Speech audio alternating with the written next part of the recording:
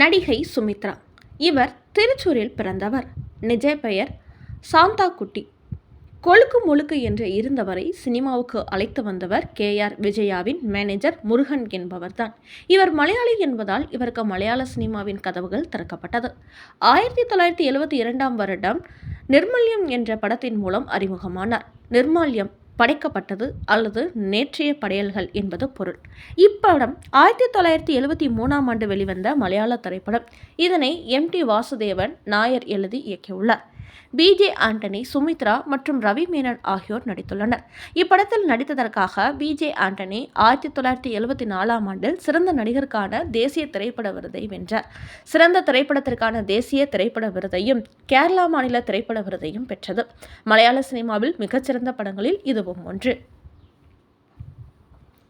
இது MT வாசுதேவன் நாயர் இயக்குநராக அறிமுகமான படமாகும்.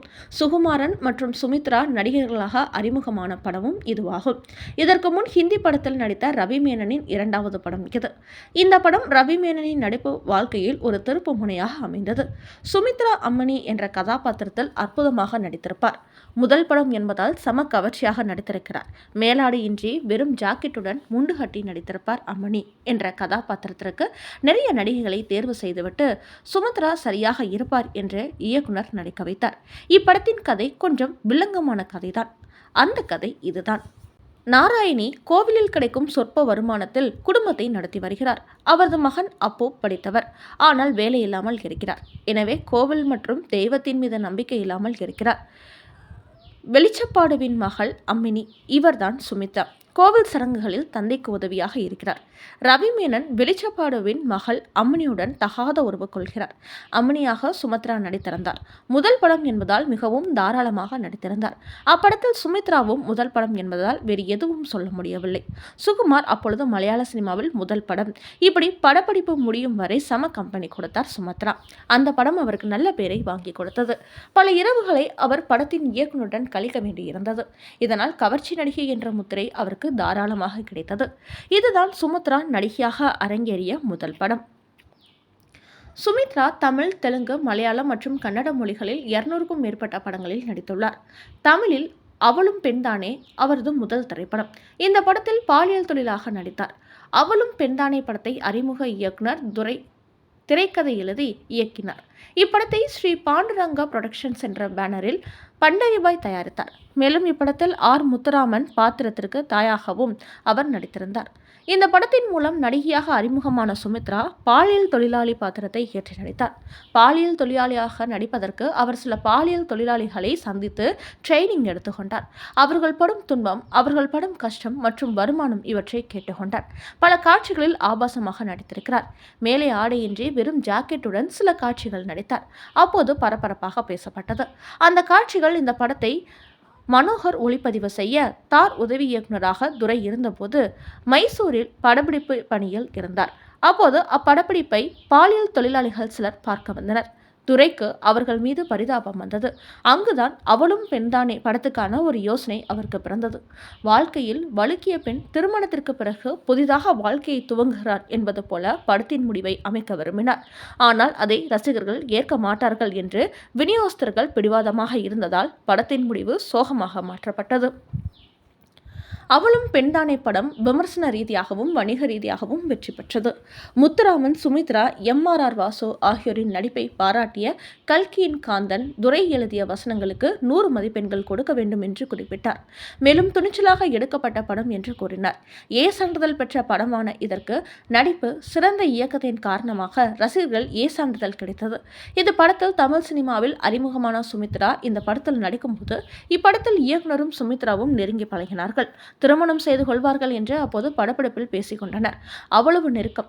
படப்பிடிப்பு முடிந்தவுடன் இருவரும் காரை எடுத்துக்கொண்டு நேராக துரையின் வீட்டுக்கு புறப்பட்டு சென்று விடுவார்கள். அப்படி ஒரு நெருக்கமாக இருந்தது.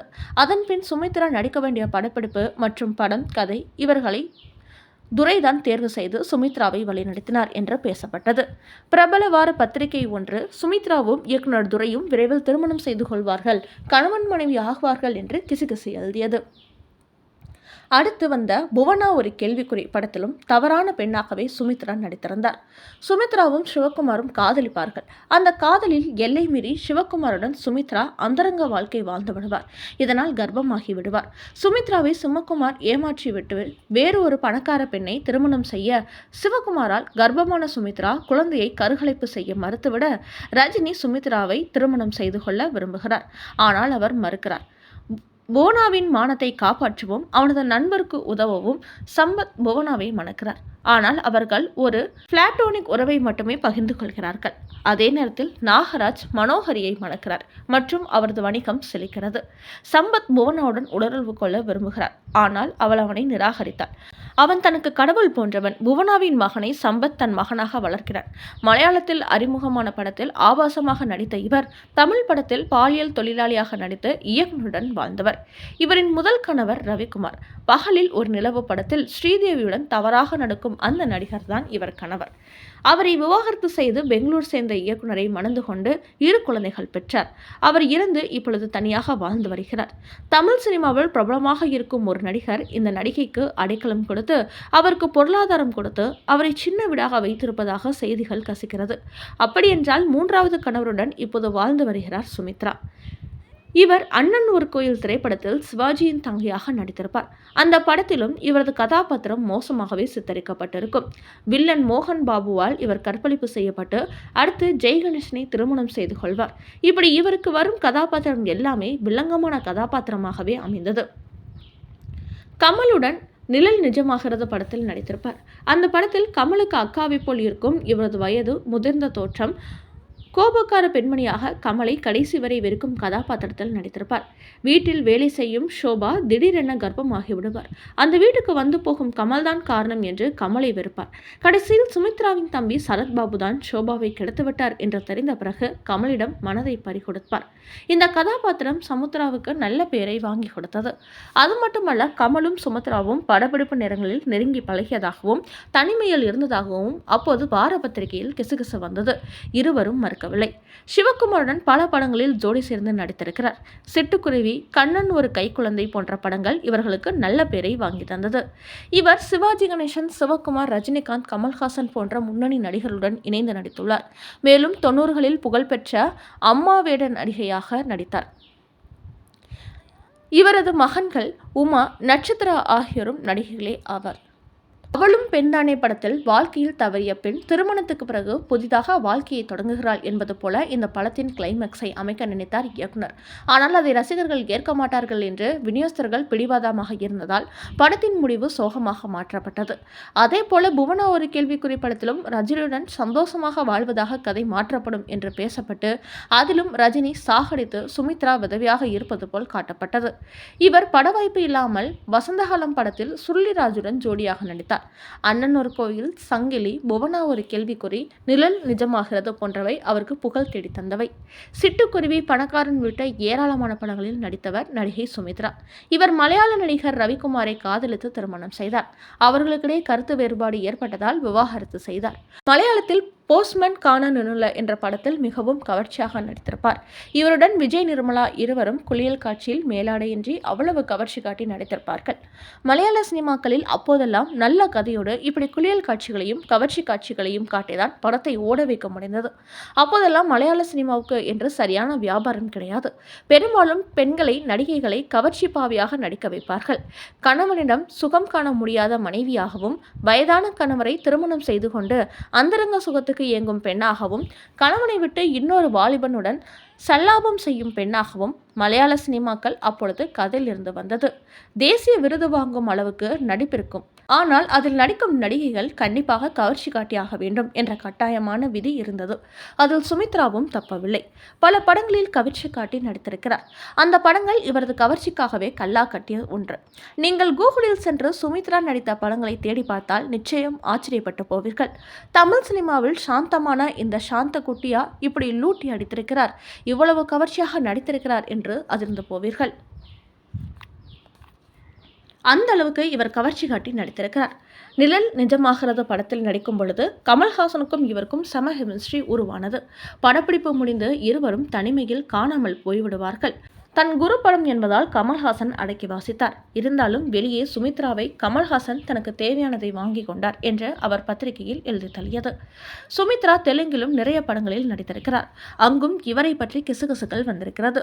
ஒரு குறிப்பிட்ட வயதுக்கு மேல் அம்மாவிடத்தில் நடித்தார். நடிகர் அஜித்தின் வலிமை படத்தில் அவருக்கு அம்மாவாக நடித்தார். ஏனோ அந்த படம் சரியாக போகவில்லை. ரஜினிக்கு ஜோடியாக நடித்துவிட்டு பணக்காரன் படத்தில் அம்மாவாக நடித்தார். இப்படி பல நடிகர்களுக்கு ஜோடியாக நடித்துவிட்டு அம்மாவாக நடித்திருக்கிறார். அம்மா வேடத்திலும் நடிப்பு நன்றாக இருக்கும். தன் மகள் 2 பேரையும் நடிகையாக்க களம் இறங்கினார். ஏனோ இருவரும் சோபிக்கவில்லை. எனவே தமிழ் சினிமாவுக்கு டாட்டா காட்டிவிட்டு இருவரும் வாழ்க்கையில் செட்டில் ஆகிவிட்டார்கள். இப்படி ஆரம்பத்தில் கவர்ச்சி நடிகையாக ஆரம்பித்து சில ஆபாச படங்களில் மேலாடையின்றி வெறும் ஜாக்கெட்டுடன் நடித்து தமிழ் சினிமாவில் பாலியல் தொழிலாளி வேடத்தில் அறிமுகமாகி புவனா ஒரு கேள்விக்குறி படத்தில் தவறு செய்யும் பெண்ணாக நடித்து வசந்தகாலம் படத்தில் சுருளிராஜனுக்கு காமெடியாக நடித்து இப்படி பல படங்களில் நடித்து ஆச்சரியப்படுத்தியவர் நடிகை சுமித்ரா. ஏனோ இவரது இல்லற வாழ்க்கை சரியாக அமையவில்லை. நடிகைகளுக்கு முதல் வாழ்க்கை திருமணம் ஆனதும் அது விவாகரத்தாக விடுகிறது. அதனால் பிறகு இன்னொரு துறை சேர்ந்த பிறகு அவரால் குழந்தை பெற்று நிம்மதியாக வாழ்கிறார்கள். அப்படி இரண்டாவதாக திருமணம் செய்து கொண்ட சுமித்ரா வாழ்க்கையில் நிம்மதி இருந்தது.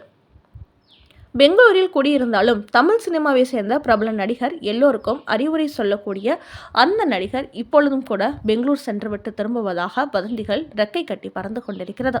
அவர் ஆதரவு காட்டிக் கொண்டு இருக்கிறார். அவர் பண உதவி செய்து கொண்டிருக்கிறார். தன் மனைவியாக வாபித்து கொண்டிருக்கிறார் என்றெல்லாம் செய்திகள் கிளம்புகிறது. அது எந்த அளவுக்கு உண்மை என்பது நமக்கு தெரியாது. அவர்களுக்கு மட்டுமே வெளிச்சம்.